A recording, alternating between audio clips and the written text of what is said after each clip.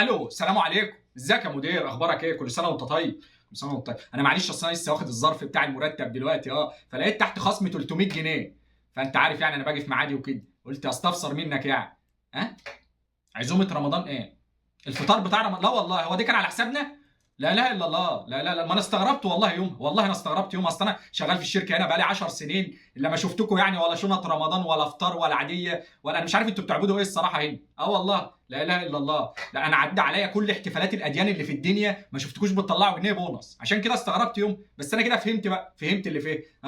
دي سبوبه يا جدعان. لا لا لا، 300 جنيه انت مش شايف 300 جنيه كتير شويه؟ اصل ده كانت مكرونه وكفته، يعني الحكايه ما كانتش مستاهله.